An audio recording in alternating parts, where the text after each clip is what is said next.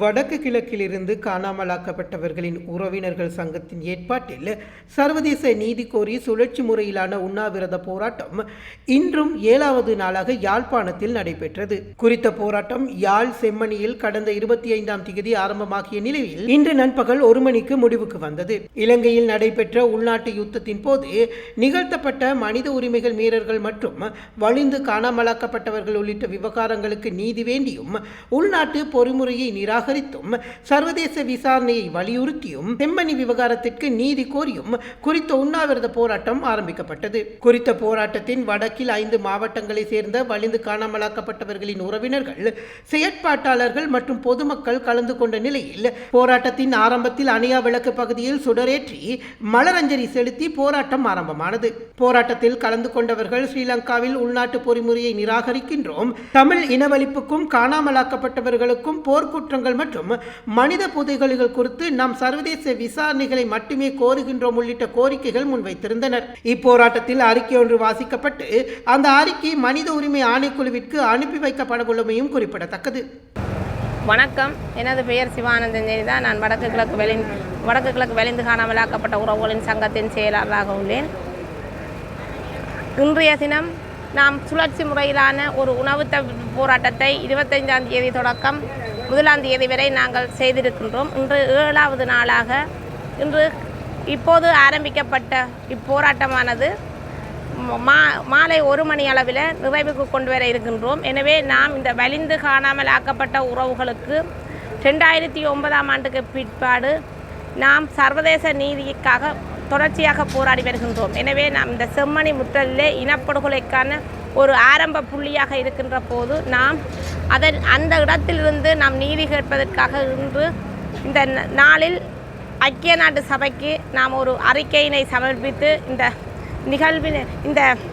கவன ஈர்ப்பு போராட்டத்தினை நாங்கள் நிறைவுக்கு கொண்டு வர இருக்கின்றோம். எனவே இதில் அனைத்து உறவுகளையும் எந்த கட்சி மத பேதமின்றி அனைவரும் இதில் கலந்து கொண்டு நாம் ஒரு வலுவாக இந்த அறிக்கையினை சமர்ப்பிப்பதற்கு அனைவரும் அணிதிரண்டு வருமாறு அன்புரிமையோடு கேட்டுக்கொள்கின்றேன். சிறுவர் தினமாக உலகத்தினால் பிரகடனப்படுத்தி கொண்டிருக்கின்றபடியினால் நாம் இந்த சிறுவர்களை இன்று இறுதி யுத்தம் முடிவடைந்த பின்பு கையில் ஒப்படைக்கப்பட்ட குழந்தைகள் குடும்பமாக கையில் ஒப்படைக்கப்பட்ட குழந்தைகளுக்கு என்ன நடந்தது என்று இதுவரை தெரியாமல் இருக்கின்ற போதும் இந்த செம்மணி சிந்துப்பாத்தி இடத்திலே எத்தனையோ குழந்தைகள் எத்தனையோ பொருட்களோடு கை பேக்குகள், சூப்பி போத்தல்கள், பொம்மைகளோடு புதைக்கப்பட்டிருக்கின்றார்கள். அவர்கள் யாருடைய குழந்தை, என்ன நடந்தது, அதற்கான நீதியை இந்த சர்வதேச பொறிமுறை ஊடாக எமக்கு பெற்றுத்தர வேண்டும் என்பதை இந்த சர்வதேசத்திடம் கேட்டுக்கொண்டு தான் நாம் எமக்கு உள்ளக பொறிமுறை வேண்டாம், சர்வதேச நீதி பொறிமுறை ஊடாக எமக்கு நீதி வழங்க வேண்டும் என்பதை இந்த நேரம் கேட்டுக்கொள்கின்றோம். நன்றி. என்னுடைய பெயர் சுப்பிரமணியம் பரமானந்தம். முல்லைத்தீவு மாவட்ட வலிந்து காணாமலாக்கப்பட்ட உறவுகளின் சங்க தலைவர்.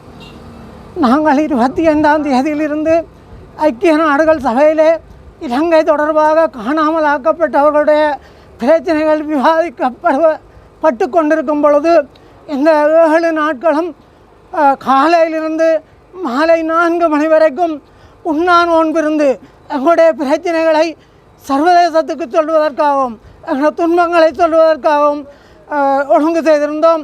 அந்த வகையிலே இன்று உலகத்தினாலே ஏற்றுக்கொள்ளப்பட்ட சிறுவர் தினம் அனுஷ்டிக்கப்படுகின்றது. இங்கே சிறுவர்கள் கொத்தாக கொல்லப்பட்டார்கள். உண்மையிலே இந்த சிறுவர்கள் என்ன பாவம் செய்தார்கள்? குழந்தையும் தெய்வமும் ஒன்று என்பார்கள். ஆனால் எங்களுடைய பிள்ளைகளை கொத்தாக கொண்டு குவித்திருந்தார்கள். இதே நாளிலே எங்களுடைய தேசிய தலைவருடைய மகன் பாலச்சந்திரன் அவர்கள் பிறந்த நாள் என்று இந்த சிறுவர் தினத்திலே தான் அவரை இந்த மூர்க்கத்தனமாக பிஸ்கட் கொடுத்து இராணுவத்தினர் கொலை செய்திருக்கின்றார்கள். சர்வதேசமே தயவு செய்து திரும்பி பாருங்கள். 5 ஜனாதிபதிகளுக்கு எங்களுடைய பிரச்சனை தொடர்பாக நீங்கள் சந்தர்ப்பம் கொடுத்திருக்கின்றீர்கள். இப்பொழுது செம்மணியிலே 3 மாதங்கள் தொடக்கம் 3 வயது வரை சிறுவர்கள் கொத்தாக இன்பு துண்டுகளாக எடுக்கப்படுகின்றார்கள்.